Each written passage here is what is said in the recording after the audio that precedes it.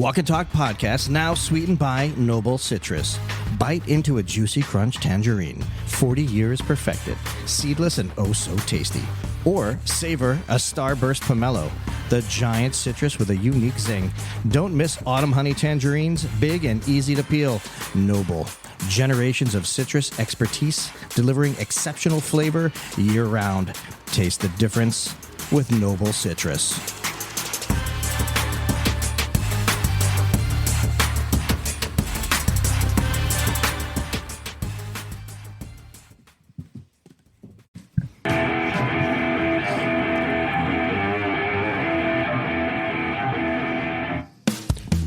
Hello, Food Fam. This is the Walk and Talk podcast, where you'll find the perfect blend of food, fun, and cooking knowledge.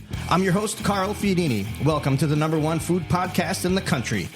We're recording on site at Ibis Images Studios, where food photography comes alive and I get to eat it. First things first, last week, Walk and Talk contributor Amy Drew Thompson hung out with us at the studio, and we discussed the Orlando Foodie Awards plus an article that she wrote for the Orlando Sentinel, and that was about an up-and-coming eatery called Over the Border Taqueria. If you're into the Orlando food scene and tacos, go back and have a listen. Okay, so what is a pork belly's favorite cuisine? Yeah, that's right. Swine dining, baby. If you didn't know, on podcast production day, Jeff cooks up 4 dishes and John photographs them. And then I eat. It's perfect. After that, we record a Walk and Talk podcast episode, which we're doing right now. So, one of the dishes today is a chocolate-rubbed chicharron-crusted pork belly taco. Wait until you see this dish. Thank you, Peninsula Food Service, for supplying the proteins for today's production. Chefs in the Central Florida area, Peninsula is the largest distributor of Creekstone Farms beef in the Southeast United States. You know what? Not only that, butcher staff, 25. They're there for you, okay? They're there to help solve your kitchen inconsistencies. Check out their dry age program, too. Our guest this week is agricultural advocate and founder of Florida Farm Finder, Jillian Childs. She is doing great things for the farming community, which affects us all. Stay tuned. It's going to be a banger. Jeff, pop the clutch and slam into pre-ship, baby. Get to the dish explanaciones. Well, you didn't tell which was your favorite. Pineapple. That one? The Yep. last one, right? Yep. The al pastor? Yep. John? Pork belly. The pork belly? Yeah, you like the picture of it, too. So, yeah, so last week, since Amy Drew came up and she was talking about it, she kind of put it in the mindset. So I decided to do pork belly, pork shoulder, carne asada with using flank steak, and then we did mole chicken. And everything was authentic. That's what I wanted to make sure I kept it authentic. When I make my mole, there's about 27 ingredients. And one of the things I really pride myself on doing is getting chocolate and actually fermenting my own chocolate itself. So I have the ability to, manipulate the chocolate to what I want as far as the flavor profile goes. And then it sat there, I marinated for 24 hours. The al pastor marinated for 24 hours without the pineapple in it. Because as most of you know, if you don't know, pineapple and papayas are a natural meat tenderizer. And if you put that in and it goes too long, you have what's called mush or like mushad. It's really, the texture doesn't go really well. So I kind of held that back. But when I cook the pork, in the traditional way, you put the top and the bottom of the pineapple and then skewers, and then you fill in the meat as it's sliced. What I did was I just took the whole shoulder and then encased it with that. Yeah, I'm doing it with my hands, and I'm not going to hit the whatchamacallit. Don't worry. Not like last week.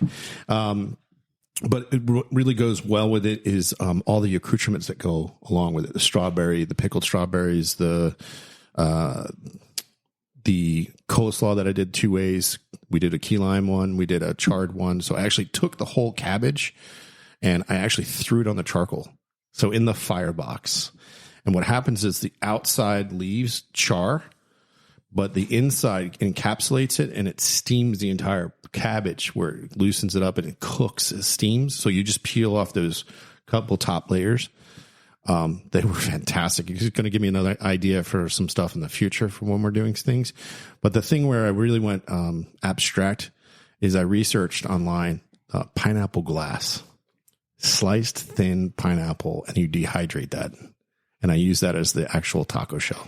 You know, someone somewhere out there in social media land is going to say, what is that, fried? Right. Yeah, dehydrated. So it really, once you add the stuff to it, it's not like purposes for a restaurant setting because it's going to go really mush really quick because it's going to rehydrate, as John pointed out. But it's such what I was thinking of doing if I was going to do it in a restaurant setting, brulee it. So it has that layer of sugar and then you caramelize it so that it actually hardens up. And that I think would work. I'm going to try that out. But I think my favorite today was the mole chicken. Just love the whole chicharrones or the chicken skin that we dehydrated that as well with the layers and the strawberries kind of took over.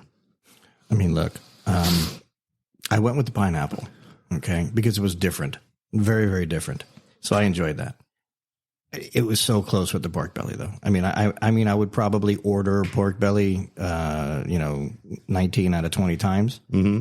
But I'm glad that we experienced that because I thought it was fantastic. Well, that's Sweetwater coffee. That's what I use. The Sweetwater espresso that they sent me. Not espresso. Espresso. So I did that on top of the chocolate. So I make my own chocolate rub, and then I threw the coffee on top. I think you've made Tina proud. I can't wait until she sees the photographs because that bark. I mean, that was like Dino bark. And when we're talking bark, explain to the audience who may not know what you're talking about. And when you're talking about barbecue and you're doing a rub, the outside layer, the Maillard reaction, that's the crust that's developed. That's bark. When you have that with that smoke ring, like the one you're talking about, the pineapple, that al pastor, I can't wait for people to sit there and be like, is that raw? Because it's red and it has that bright red like hue to that smoke ring. And that's what we're looking for when you do barbecue. Well, as usual, I'm happy. It's a happy day for me. And again, happy weight. It's weight. It's happy weight. It's smiles. Well, it's the pound sign with a smile. Well, here's the one thing. The pecan crumble. Yes. There goes John. All right. So let me just, actually, I want to recast my vote. Just, I want a bag of that. All right. Right. Keep everything else. I love tacos, but you know what? I will choose that. 100. Explain what it is. What'd you do? Just basically, you think about when you're doing like a strudel or streusel on top of something. All it was flour, butter, sugar, brown sugar, and granulated sugar, salt, and I use smoked salt, and pecans. So I chopped some up, and then I whipped that in, and then I chopped like as it was going, and then I put more in and folded it in so I have some crunch to it. And then all I did was bake it off until it got nice and crispy and it melted like a cookie. And then you just break that apart and you put it on top of the pork belly. I don't know what to say. To me, the texture and the flavors, that's my kind of like sweet there. That's a jam. Yeah. I mean, I do love chocolate, but okay, wait, but time out. As you're talking, so way back when, like 87, 85, toaster strudel? Oh, yeah. Okay. Can we make that with like bacon inside? Oh, yeah. Yeah, let's do that. That's easy. Yeah, well, Can we get back in our remix? Because I'd love to do the Salisbury steak and we get Hungry Man. Yeah. Hey, listen. Somebody asked me if I was going to do remember the cherry pie in the Hungry Man? John does. I didn't like it. I never liked it. I hated that. Yeah, I never ate it because it tasted so it wasn't good. Manufactured. Yes. So somebody challenged me like, hey, you're going to add that cherry pie in there? And I'm like, oh. Okay. So as a group here, we're going back to remix, right? Yeah. We're going to jump back into rewind. Okay. Well, we do have that thing on the 6th and 7th of that's March. A different deal. Yeah. But no, we can add like the flavor profile for that if you need to. Yeah, he's thinking. Maybe not. I don't know. Smoked blueberry cobbler. Listen, you can never go wrong with that. It's blueberry season. Yeah. Okay. Yeah, and especially because, we had the birthday girl here, so I had to make sure. Stop it. I was going to do that. Man, you're always trying to like jump in front of me. Man, I tell you what. Somebody's got to do it. It's like you're a bus and I'm just walking out into the street. You know what I mean? It's like Jerome Bennis. You know what I'm saying? Except not. No. All right, so happy birthday, Jillian. Thank you so much for having me, guys. This is amazing. Yes. Welcome to the program. And first of all, it is your birthday. It is, yeah. And you got to have birthday tacos. I did. I am thrilled. I don't know how that came together. I don't know whether you guys knew that was my favorite food or what, but I was so excited to see that post this morning. Here it comes. What? Oh, who told you? It was meant to be. It was, the moons, they're aligned. The stars. No, it's good. All right, so welcome to the program.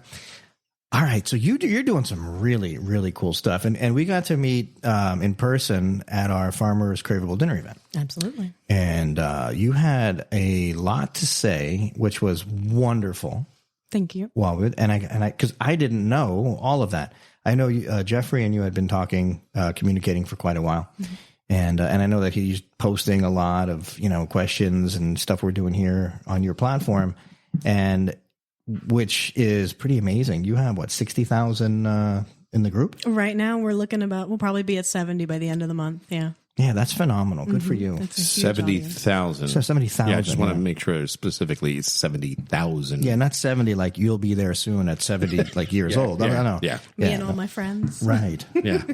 So I think that's fantastic. Can you take maybe 30 seconds and explain who you are, where you came from, and how you got into putting this together? Sure, absolutely. So Florida Farm Finder originally was a small Facebook group that I created for my friends to link people up with local produce, because when everything went sideways in 2020 and the grocery stores shut down, there were farmers tilling crops under, and there were people standing in food bank lines all at the same time. And I was seeing those posts concurrently on Facebook, and I was just shocked that we had such a disconnect between our food system and our consumers. And so, all of these, as they started to figure out how to move all that product, a lot of it was distributed through a box or a produce box system, and people were popping up all over the place with produce stands everywhere. And I was like, okay, let's get my friends in on that. We'll put all that information into a group. And I was just like, okay, Polk County based, Lakeland based, something like that. And then we started to expand and bring more farmers in, because I'd been part of the homesteading community for a while at that point. And I was also an admin for another large group that was purely homestead based. And it just grew and grew. And now we are statewide. We're approaching 70,000 members. We have farmers that are active within the community. We are mostly consumer based. So people come in looking for food, but it also gives small producers the chance to get their name out there on a scale that they don't usually see on social media close to home. So it's, we're like a funnel and a voice box all at the same time. It's an incredible resource. Yeah, I remember back in 2020, I was in produce at the time, distribution, right? And I recall having a full warehouse, and I also recall the pickup trucks on the side of the road just trying to sell mountains of product, random stuff, from cucumbers to, everything, just all off of the back of their trucks. And I saw so much waste. And, we were wasting everything. We couldn't distribute it anywhere. Yep. The restaurants had already shut down and everything. And it was just a mess. And anyway, good. It's a blessing that you folks like you do these sorts of things. So kudos there. Thank you. Yeah, and, so the Facebook page, you're getting a lot of activity too. So you got 70,000 members, and that's pretty amazing. But you also have a pretty high rate of activity. Yes. Right? Yes. Our engagement is huge. We benefit in both directions, because we have farmers come and bring new product in, or a new page that pops up, whether they've got animals that they want to move or food product that they want to move. We also have consumers coming saying, hey, I'm looking for this in my county, or I'm looking for this, or we get tourists who are from out of state, and they're like, hey, I'm traveling to Florida next week. Where can I go if I want to get local? That was something I never anticipated.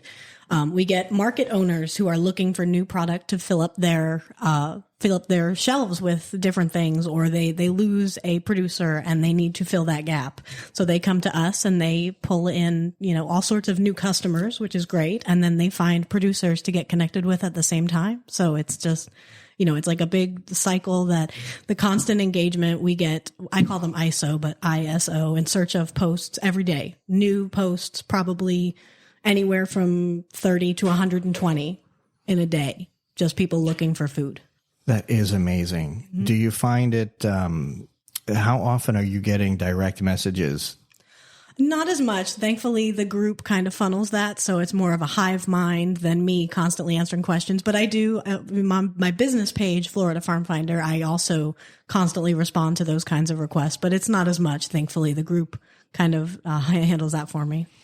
What plans or what sort of plans do you have to increase the advocacy effort? Like how do you expand from where you are right now? Do you have something coming up? Do you have anything in the works? Huge. Yeah. Actually, my, my LLC was recently dissolved, but that is only because we are looking to become a nonprofit this year. And I'm looking to switch into that gear so that I can take advantage of promotional grants and money sources, outside sources, bigger partnerships with other large producers and groups like the Walk and Talk podcast? Like the Walk and Talk podcast, yes, but also other advocate industries and that sort of thing. So being able to connect to those resources and be a part of that. I'm looking to expand and do more farm tours and actually get out and meet the producers and show people more of that content this year. We have more events every year. I don't know if you guys are familiar with our Meet Florida Meet event, but we do an annual event where we bring people in from all over the state where you can come in and order a cooler full of beef, which is something that people don't always get to take advantage of here in Florida. It's definitely not on the menu when you move here. And so we like to bring that experience to people, and we're looking to build our event schedule. We've got a lot going on. It's growing way too fast. It was funny. She mentioned the meat when I went on to that page to find out about farmers and doing an event. The last time I did it was 67 responses for me. Mm-hmm. And the last response was, I have emu. Yep. I was like, I'm sorry, what? So I thought that was just... Let's do it. Right? Yeah. Absolutely. So, I mean, there's things out there and that's one of the things I love about her page is that it's introducing people to a revenue stream that they never knew of. Absolutely. Side note, and I don't know if you sent it to me too, but I'd seen it prior, but Culinary Gangsters, okay, so it's a cool page. There was a picture of this dish with the alligator arm in it. Yeah, right? I got it sent to me. Yeah, I don't know if it was maybe you or Pooch or something. I think it was Pooch. It was like, name the dish. I'm like, no. But it was literally just a gator arm. Like, it was. I think it was more of a gag picture. I have no idea, bro. It's just not me. But I'm all for it. Let's go. Let's make it happen. Me. Yeah. No, I mean, and that's the thing. I mean, as long as we're utilizing the product, I don't care what we're doing with it. Nose to tail. Absolutely. Yep. Yeah, that's exactly. Have you had any difficulties with your messaging or with folks understanding what it is that you do?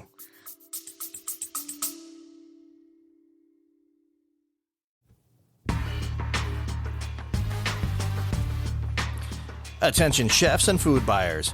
Are you looking to improve your proteins program with quality and service by the best in the beef business? Reach out to Peninsula Food Service. With 25 butchers on staff, their services will dazzle you and impress your dining guests. Peninsula is the largest Creekstone farm distributor in the Southeast United States. Let the gang at Peninsula Food Service cut your beef burdens away and ask about their dry-aged program. Look them up at peninsulafood.com.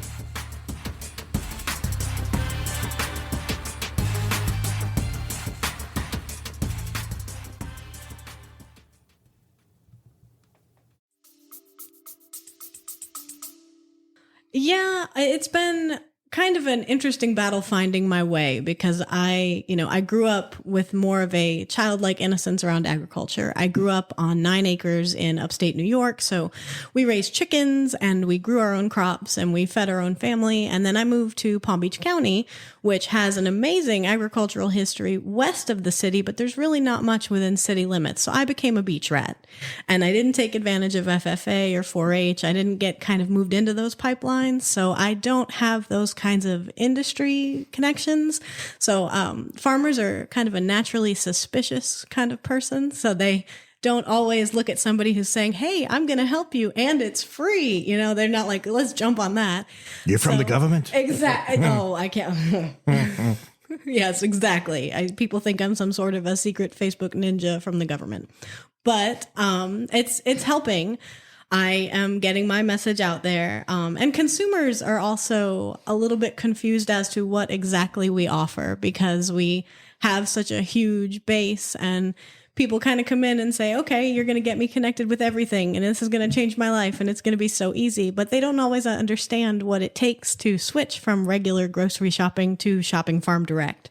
So they need a little bit more guidance, and I need a little more patience when it comes to getting that point across. But we're blending, we're really bringing everybody together, and we're all growing at the same pace, I think. Yeah, I think last week I mentioned Daniel Ramos, who's a chef, and he got out of the kitchens and he started doing his own farming, Red Splendor Farms. And he's doing mostly herbs because that's what he can produce on the 2 acres he's got. Mm-hmm. One of the things he and I were talking about is the disconnect between the chef, the restaurant, and the farmer. Mm-hmm. Because if you're talking about an independent, I don't like to say small farmer, I'd rather say independent farmers. It's difficult for them to have the logistics from, let's say, Mount Ayr or Mount Dora, or the Swank farms to actually go from where they are in Waxahachie mm-hmm. to, let's say, Palm Beach Island. Right. And the problem is a lot of the chefs, they're I can't get out of my kitchen. Right. No, you can. You just have to make the effort to get out of the kitchen. If you really want to do sustainable, you really want to do farm to table or fork to table, get out of your kitchen. Go meet the farmer. That is where we struggle. That is absolutely where we struggle the most. Convincing people to make the drive to meet farmers on their terms when they've been so conditioned to go to Publix 5 minutes away for the last 30 years or so. It's tough. It's a hard thing to get across, but we're getting there. We're providing more access to those farms and providing more information for the consumer so that they can make those kinds of decisions and figure out where they want to go and where they want to invest their time and money. Well, the farm's also difficult too, because they're packing, like we had Amy Yee on and she brought us a 50-pound box of Shanghai choy. Mm-hmm. Well, if I'm not a Chinese restaurant and I'm like, I want to feature that, 50 pounds of that is like, whoa, what am I going to do with this? Mm-hmm. So there's also got to be the balance between the farmer and what the needs are from the restaurants to pack. Because if you're going to go to a market, it's a lot difficult to like stock the market, because they have to have year round 365 days and then they want a certain price, where if you're producing for a chef, they can do it that way. Well, of course. And a lot of people don't understand that there's a big difference between what you buy at the grocery store and what you get at the farmer's market, because of subsidies and costs for inputs and fertilizer at a small scale is much more expensive than someone who's doing acres and acres of the same product all day long. So a lot of people come into this thinking, oh, it's local, so it's going to be way cheaper. This is going to be great. And then they get to the farmer's market and they're like, I can't do this every week. Well, aren't there buying co-ops, though, where everybody gets together and kind of pools? Absolutely, yeah. And you can benefit from those types of community supported agriculture operations, and buying groups are a huge benefit. But you still run into the same thing. People kind of think that they're going to get grapes year round and they're going to get strawberries year round. Yeah, well, that's all of our job in this industry, to educate. Mm-hmm, so let me ask you this: Are we going to be allowed? Are you going to allow us to connect you with chefs in the areas that you're promoting in Florida? Oh, absolutely. Send them to me. Well, because that was one of that was a thing that we're doing. We hadn't really had time to execute. There's been so many moving parts in our journey here, and but originally that's one of the things we wanted to do is take the farm and take the chef and put them together. Because at the end of the day, you have everything comes in a box now or a bag, and which is fine. We need that. It's a necessity. But what is also a necessity is support your local farm or farmer. In Florida, I really don't care where you live, you're really no more than 30, 40 minutes away from some farm somewhere.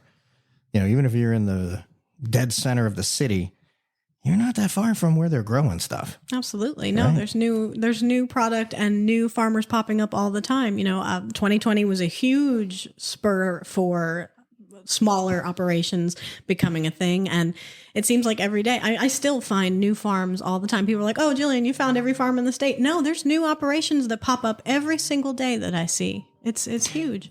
What is the average size average size of a farm?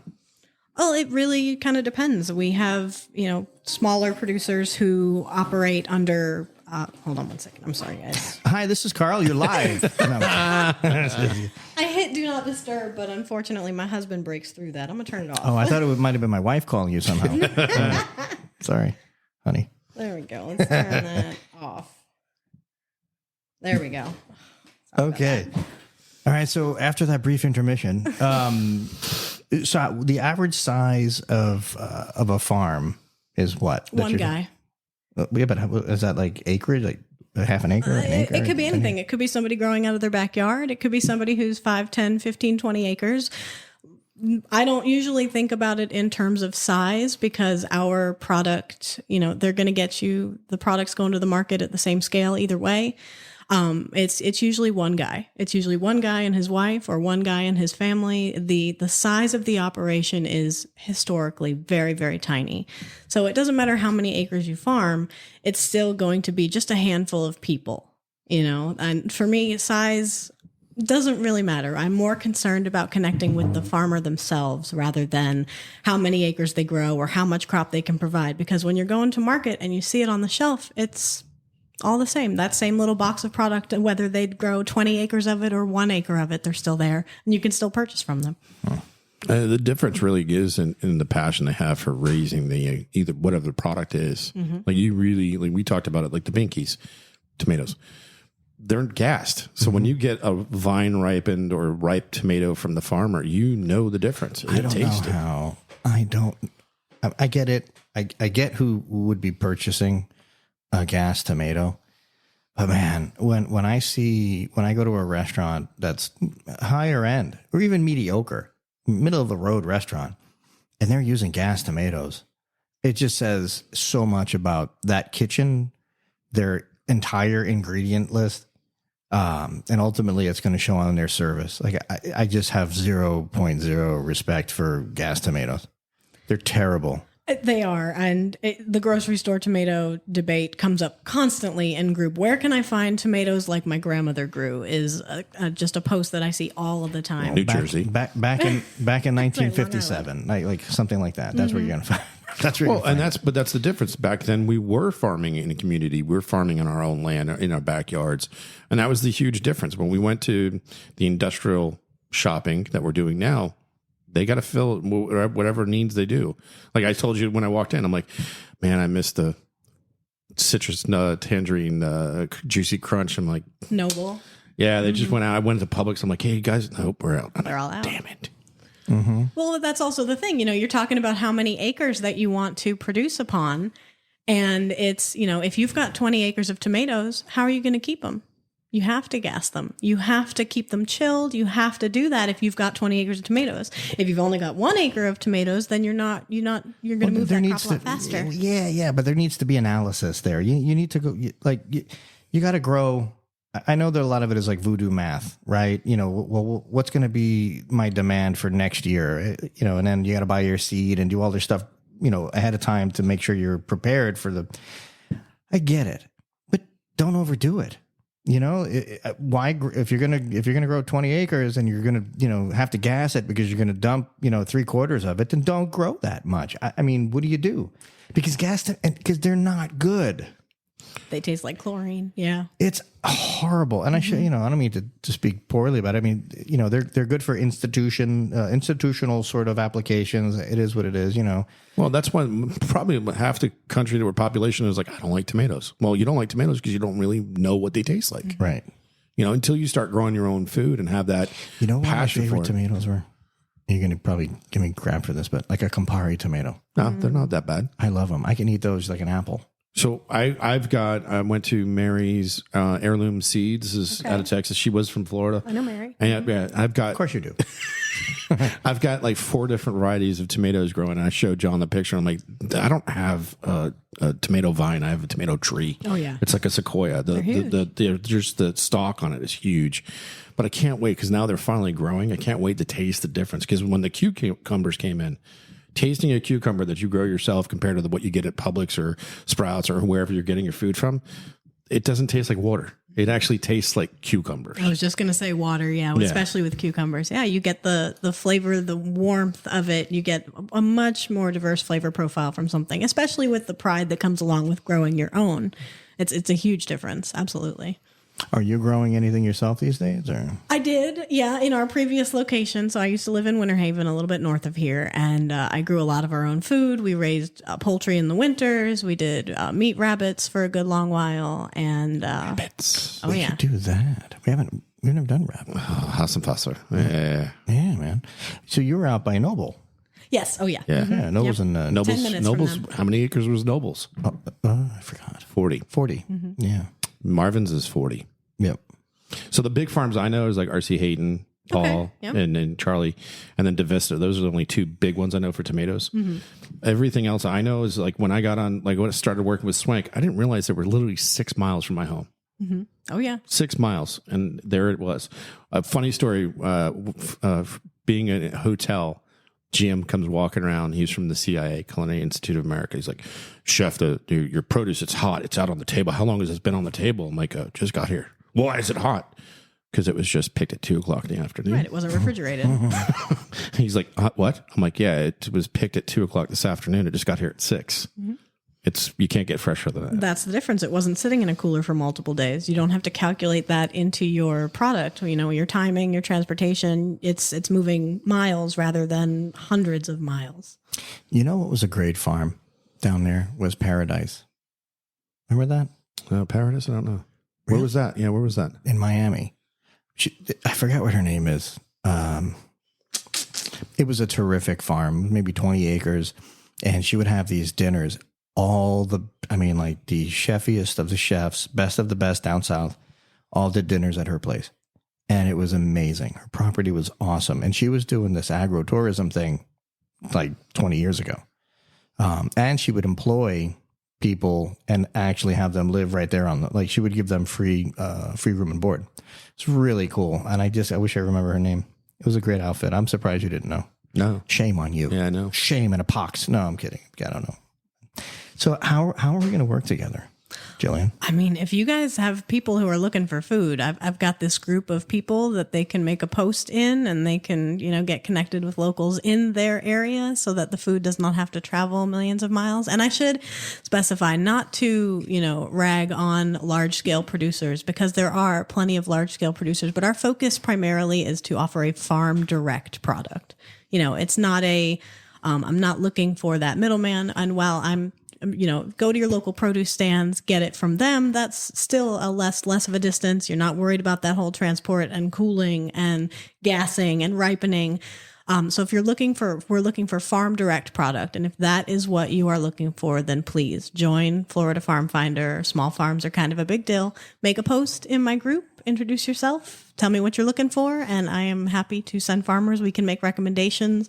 Even for the people who don't participate in group, we can still point you in the right direction. Even the farmers do it, though. The farmers will jump on it and they'll see it and tag people in. Oh, you want that? And they know the farmer, and they Evans Farm or Love Farm, or did you ever meet the farmers that were there at our dinner? Have you ever met them before? I did in person? Not know. Unfortunately, I don't get out enough to meet everybody, but I've met a couple, and I was thrilled to finally meet Vicky and Amy in person because we'd spent a lot of time on the internet together. Those two are angels. They are fantastic. Yes. I love both of Yeah, them. and Marvin. You can. And Marvin Marvin, he goes was without amazing. saying. Such a trip. He's so great. He was so funny. We walked out, Luke and I pulled up to the event. Yeah, you were late because you had to were doing your job, so Yeah. your normal job. My day job, right? And he walked out and guided us in. And then I'm like, hey, this guy brought us. Oh, he's the farmer. Oh, my God. Okay. It's so nice to meet you. Do you ever run into situations where you have to remove somebody from the group, a farmer? Occasionally we run into a situation where somebody might be not as welcoming to our consumer base. I frequently encourage people to not make jokes about country and city folk in our group, because that's not the kind of welcoming atmosphere that we run into. So sometimes we run into that kind of stuff where, you guys don't know anything about what's going on, and which is true, but we're here to educate. So if I run into somebody who needs to be banned, usually it's just some guy from Nigeria trying to sell something like Taylor Swift tickets. And I don't usually we don't run into a lot of controversy and drama, thankfully. Can you get me a deal? No, I'm kidding. I know several people I can direct you to, but at your own risk. You know, what's funny is that you were coming on the show today and I was reading reports. I have quick reads and stuff. And there was one article about farmers and who's buying up farming land. Oh, yes. And it was ironic that was something that we talked about at the Craveable dinner. Yeah, it's a huge deal right now. And who is it? Number one is China. Number two, it's a billionaire China in citizen. And then the other one is Canada, 31%. 31% of the farmland. And that to me is the national security problem. The investment bankers. Yep. Investment bankers are buying up the properties and it's making it harder for individuals that want to do that. To me, that's a national security problem. Absolutely. And if we don't know where we're going to get our food and we have to rely upon another country.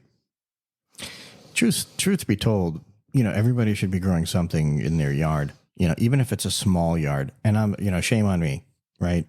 Because I don't, but I'd like to, I'm definitely somebody that we.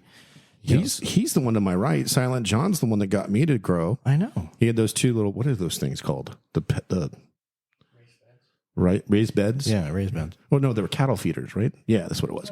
Well, no? They look like yeah, that's what they look like. And I'm like, what are you doing? He's like, oh, I'm growing basil. I'm growing it. I'm like, well, let me go home and do this. So I have a 4 foot by 6 foot. So if I can do it.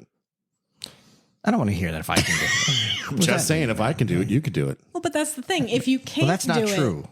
I got somebody, Right, that's true. If you can't do it, I got somebody. If you don't have the yard. She knows a guy. I know a guy. I got somebody to come by and take. Who is this? Who is this person or people?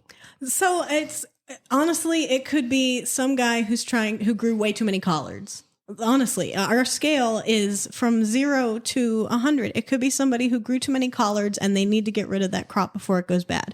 It could be a guy whose pig had way too many piglets and they're trying to get rid of a couple so that they don't have many mouths to feed. What'd you call me? They do a lot of selling too, like to other farmers too, Absolutely. right? Like, hey, I've got a Berkshire I need to sell off or whatever.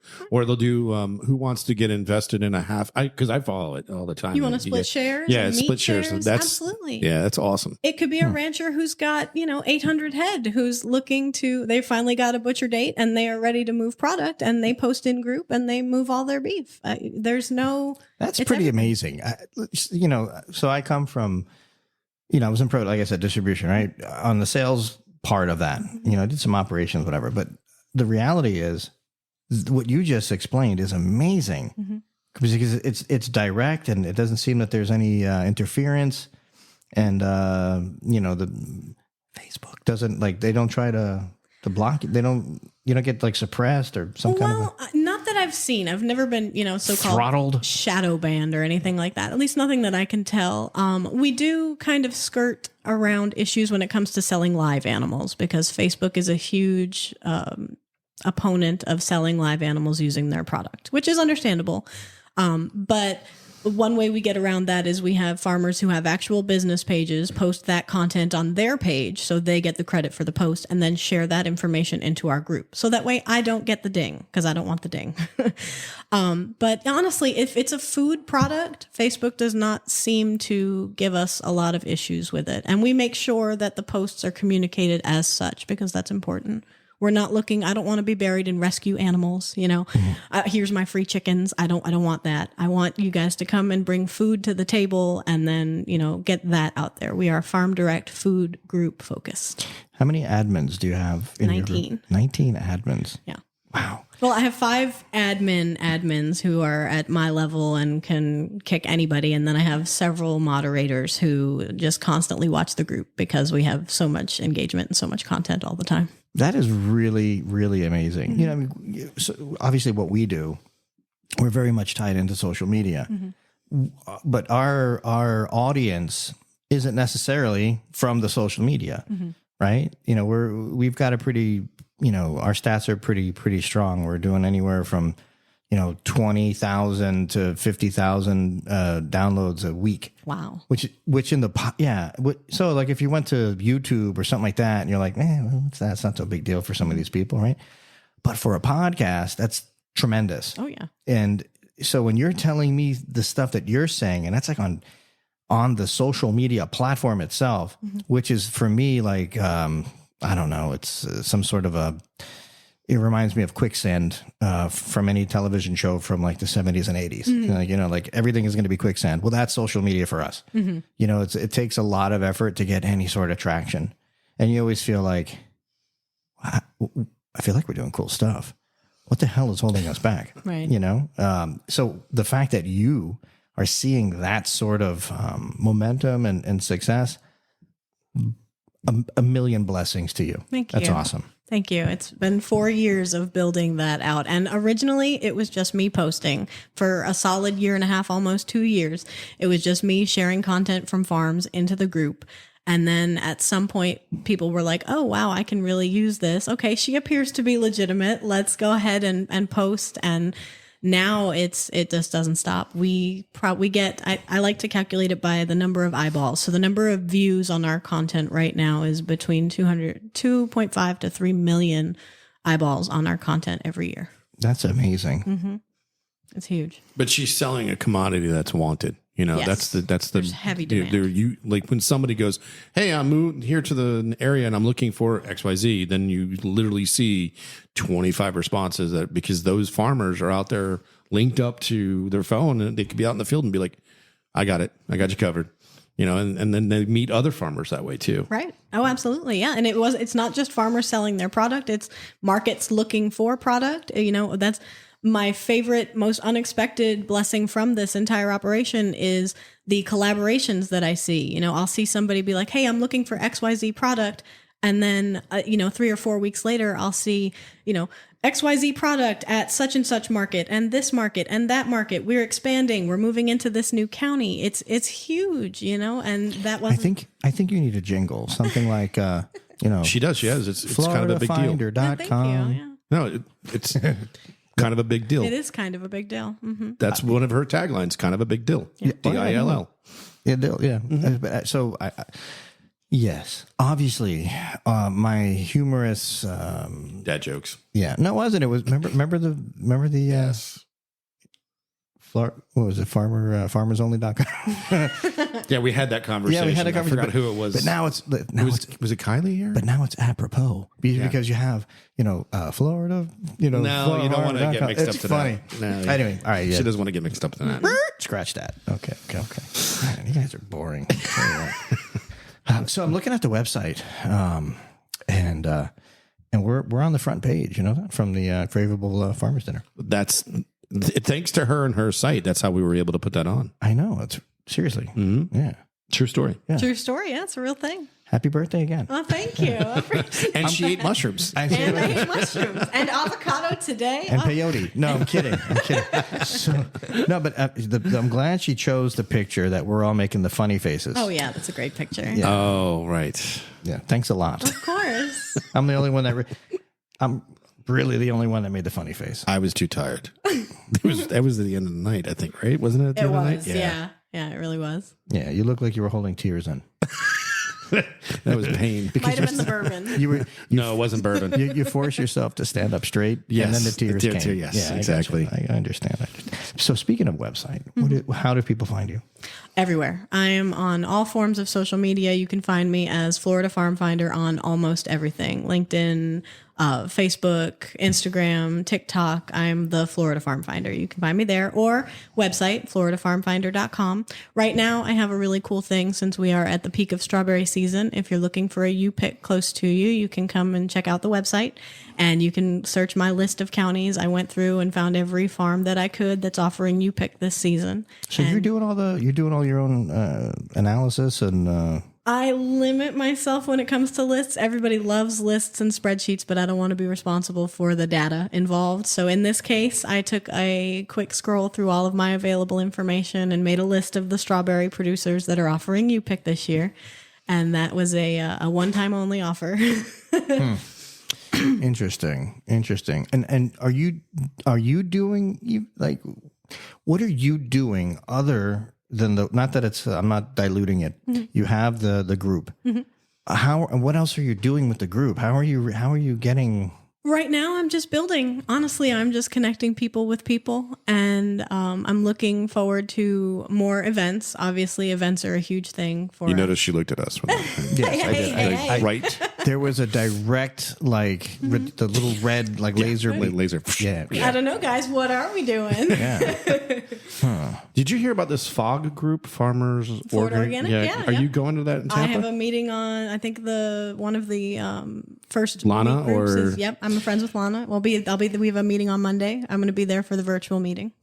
Yeah, they were mentioning they're going to be in sometime in April, and they wanted to do a farm dinner. Oh, yeah. So there you go. Yeah. Wink, wink. We get nod, back nod. to that. I know a guy. Yeah. Got some cow that fell off the back of the truck. No, totally kidding. Yeah, man, that sounds cool. But let's, we got to have some off-air convo. Absolutely. Yeah. Yeah. Let's do it. Okay. I mean, what better way to put people together than having a dinner with the farmers there? And that was what was great because know they what were we so should do? active at what? We had that mixer. Remember we did the mixer?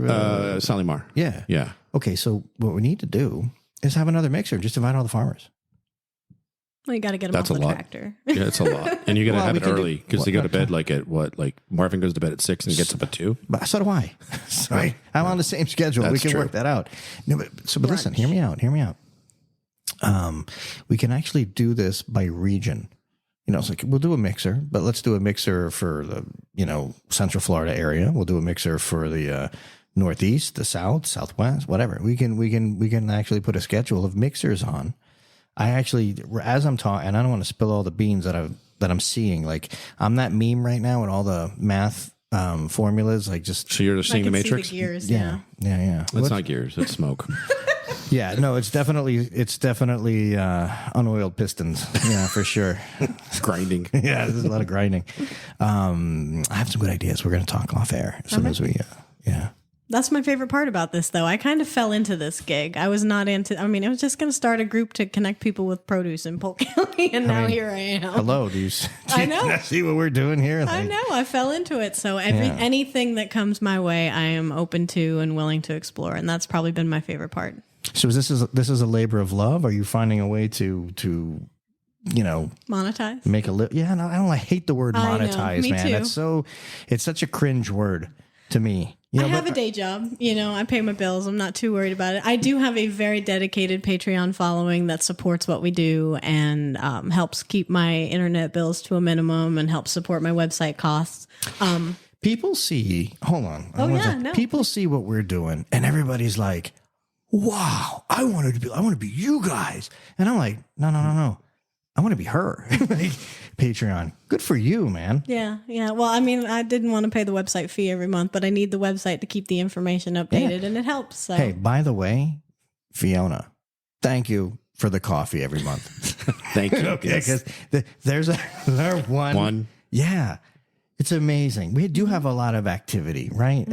But when it comes down to it, I guess they look at John and they're like, they don't need our $3. You know what I mean? Like that's it. That's how that works. I don't know. You're going to blame John. But that's also something, I get the most of my financial support is from farmers who directly benefit. I will be 100% honest with you there. A lot of my Patreons are farmers who have said, oh my God, this really does a thing. Thank you so much. Here you go. $5, $10 a month. That's awesome. Consumers, not so much, but they benefit a little less, I would like to say, I guess, from the organization. But Stingy consumers. No, actually, I have to It's hard for disagree because I think if once they taste the food and the difference what they're getting from the farmer than the shopping center, they can taste the difference. And I think they should actually, throw we talked about tipflation, about all that. They should throw something towards you because you're the conduit, right? They're giving it to them. So I want their they take dollars. advantage of it. Yeah, I want their dollars to go to the farmers. Yeah, honestly. but again, that's getting back to you roundabout way. It's the farmer giving it back to you. Exactly. It comes back to me eventually. And honestly, people sharing the content and engaging in the group and participating and not causing drama, that's enough for me. I do have a handful of very, very dedicated consumers who have supported me since the very beginning. Shout out to my good friend Lisa, who has been my eldest Patreon for forever. And, there's a couple of people in there who have supported me and show up to my events. But we're just trying to You talking about Lisa G? That's her. She's right there at the top, right, isn't she? Look at the website. She's right there. Lisa I love G. Lisa. Hey, wait a minute. Hold on. Lisa, it's a special, Lisa G, it's a special shout out from the Walk and Talk podcast and cast of this podcast.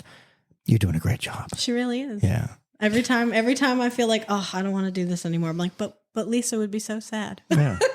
I think we need to kind of pick the brains of the chefs out there and be like, how do they get involved in it? And it's simple. Just join your group and figure it out. It's just that simple. It really is. Yeah, it seems like there's already a platform. It's there already. You plug in your zip code or whatever. And you don't even need to. You can be like, I'm a chef at XYZ and I want to know the farms. And guess what? The farmers themselves will be like, ding, ding, ding, ding. And they'll answer you right then and there. Where they deliver. It's also a database. Yeah. It's also a database because there's a search button at the top of the Facebook app and you can type in your county and everything that I found from the last 4 years shows up. You can hit most recent so that you can look at local stuff that's, within the last couple of months or so. But I mean, it's not just, a lot of people come in, they search for stuff and then they walk away from it, and a lot of people come in, they search for stuff, they engage, they meet their farmer, they learn about it, they follow the pages closest to them. And then I become irrelevant, but they still want to be a part of the conversation and they want to see more people coming in, so it is a platform. Absolutely. But it's more of it's a community. We are building community around farm direct food in Florida. That's what we're doing. Well, I am very happy that we got to meet. Number one. Number two, glad you came out here. Absolutely. We got to spend your birthday together. Happy birthday again. Thank you. Yes. Right? Tacos, birthday tacos. But yeah, and it seemed to me that that my swine. No, it didn't work. No, that was a total dad joke. That was an awesome. You know what? If you guys are listening to this, comment to him when he posts this on the social media. Tell him if he liked it or not. That's Pork Belly's favorite cuisine, swine dining. Come on, man. This is comedic gold. How about belly rubs? I'm laying my back. All right, so Peninsula Food Service, thanks again for providing the meats for this production. We love you, John. You, Jeff. Until next time. Next week. Hey guys, check us out on the handles, all the Instagrams and the Facebooks and the LinkedIns. Chefs, talk to us. Yeah, John's giving me the thing. Hey, we are out.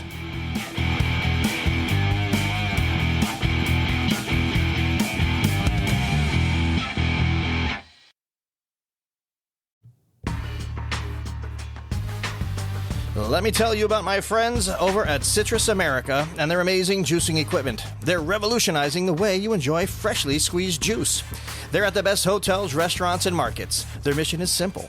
Develop a unique consumer experience with on-premise juicing, deliver healthy taste options to clientele, and juice more faster. It's that easy. Citrus America supplies the highest quality juicing equipment and solutions in the industry. So whether you're a small business owner or a large corporation, Citrus America has the right juicing equipment for you. Find out more at citrusamerica.com.